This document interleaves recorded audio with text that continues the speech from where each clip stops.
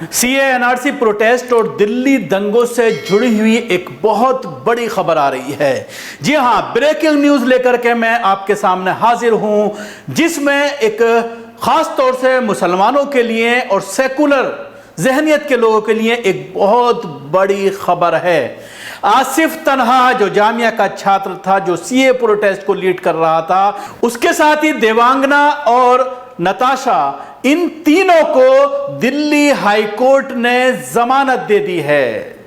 बहुत बड़ी खबर है आज की, ये हेडलाइंस है, क्योंकि 1 साल होने के बावजूद इन लोगों को जमानत नहीं मिल रही थी। जिस तरह से इनके ऊपर यूएपीए लगाया गया था, देशद्रोह का इनके ऊपर जिस तरह से कानून को थोपा गया था, धाराओं को थोपा गया था, और उसकी वजह से इनकी जमानत नहीं हो रही थी।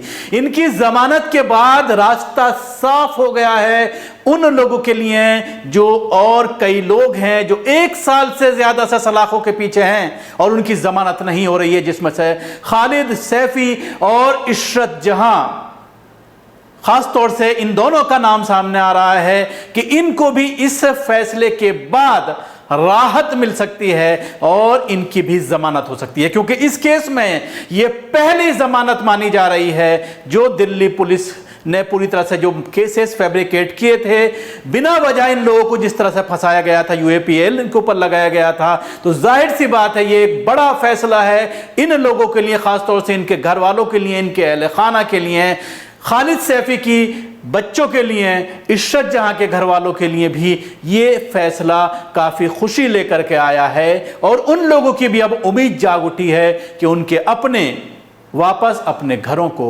लौटेंगे। देखिए इस पर एक विस्तृत रिपोर्ट, लेकिन उससे पहले मैं आपसे दरख्वास्त करूंगा कि अगर आपने अभी तक हमारे चैनल को सब्सक्राइब नहीं किया है तो जरूर करें, उसके साथ ही बेल आइकन जरूर दबाएं और ज्यादा से ज्यादा लोगों तक वीडियो शेयर करें।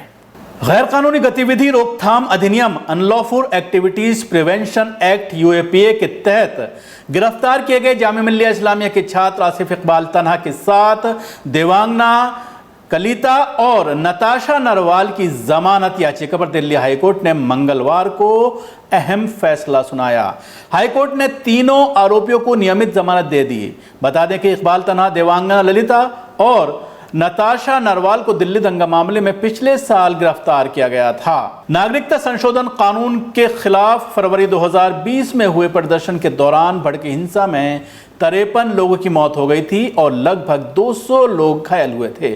कोर्ट ने इकबाल तन्हा को 13 जून से 26 जून तक के लिए पढ़ाई करने के लिए अंतरिम जमानत दी है।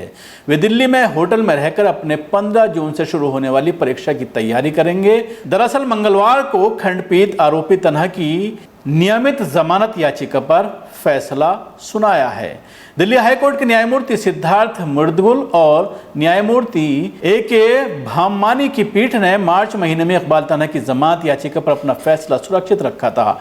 इकबाल तन्हा ने निचली अदालत से 26 अक्टूबर 2020 के उस निर्णय को उच्च न्यायालय में चुनौती दी, जिसमें निचली अदालत ने तन्हा को जमानत देने से इनकार कर दिया था। निचली अदालत ने कहा है कि पुलिस के मुताबिक तन्हा का उत्तर पूर्वी में भड़के सांप्रदायिक दंगे में भूमिका सामने आई है। वे इन दंगों के मुख्य साजिशकर्ता में शामिल हैं।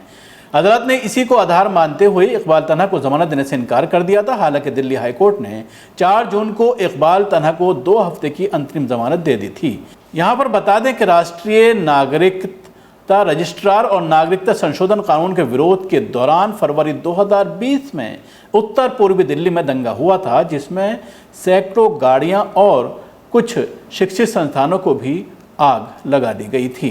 तो ये एक अहम फैसला दिल्ली हाईकोर्ट का माना जा रहा है। जिस तरह से निचली अदालत ने पीछे जब मार्च में आसिफ तन्हा जब पहुंचे थे अदालत और उसके बाद अपनी तालीम की वजह से, इम्तिहान की वजह से जमानत के लिए दरख्वास्त दी थी, लेकिन दिल्ली की निचली अदालत ने जमानत देने से इनकार कर दिया था। लेकिन अब जिस तरह से अंतरिम जमानत दी गई है दिल्ली हाईकोर्ट के जरिए, तो ये फैसला काफ़ी अहम माना जा रहा है। इस पर पूरा विस्तृत जब रिपोर्ट आ जाएगी, अदालत के जो फैसले की पूरी कॉपी है जब वो आएगी, तो उसके बाद हम फिर आपको इसके बारे में डिटेल्स में बताएंगे।